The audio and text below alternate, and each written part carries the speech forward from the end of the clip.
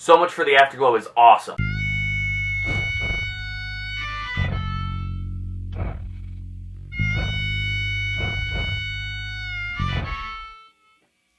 In 1997, when So Much for the Afterglow was released, I was 10 years old. And I remember the singles, chiefly Father of Mine and I Will Buy You a New Life, and I don't remember thinking that Father of Mine was a great song. It was one of the first steps into listening to pop radio instead of like top 40 country and classic rock that we were kind of raised on. I was interested in the idea of listening to other stuff, but not so much the actual act. The thing that really changed my mind about Father of Mine was a program called Music Videos That Don't Suck, or maybe just Videos That Don't Suck, that was hosted by the cast of Buffy the Vampire Slayer in 1998, probably. And I just remember thinking that Xander was so cool. And the actor who played Xander loved Father of Mine, and so I gave it a second chance, and I started to love it. Fast forward a few years, I'm a freshman in high school, my sister is a junior, and she's got a job. And to have a job and live at home, at least in our family, was to have 100% of your income be disposable. So she disposed of it. And this was when she bought our first Bob Dylan records. It's when she bought So Much for the Afterglow, Third Eye Blind's first record, all kinds of great stuff that has followed me into adulthood that I really value. Fast forward a few more years, and I'm actually getting a chance to spend time with his music, because my sister's gone away to college. One of my preparations when she was leaving was to burn CD copies of all of the things that I thought I was going to listen to, and So Much for the Afterglow was one of those, and I spent a lot of time with this music. I was a junior in high school, and it was a very strange time for me. I guess it's a strange time for a lot of people, but I was kind of realizing who I was as a person, what my natural inclinations were,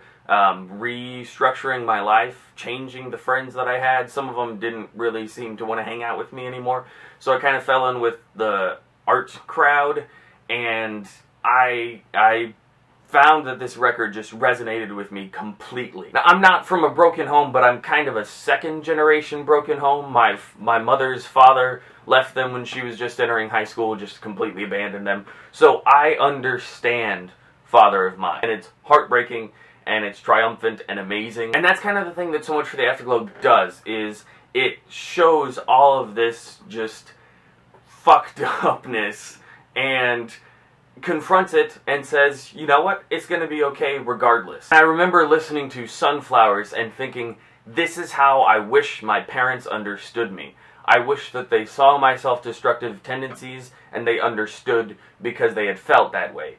And I don't think that they did. You get all this amazing, like, vituperative stuff like California King, which is so angry and so poppy at the same time. There are phrases that I think can't be sung better, that have found their just apex in this one articulation, and I think there are a lot of those on this record. Probably the best example for me is from One Hit Wonder, the phrase, "They can't hurt you unless you let them."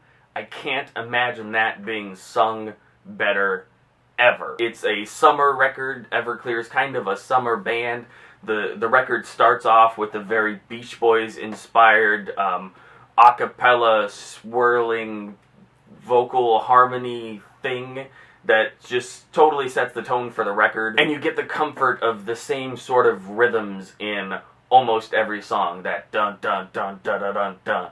You almost know that it has to be an Everclear song when you hear that rhythm. It's also a very lyrically consistent record. You get an examination of, you know, what it's like to feel damaged, and why would you want to feel damaged, and how do you cope with that.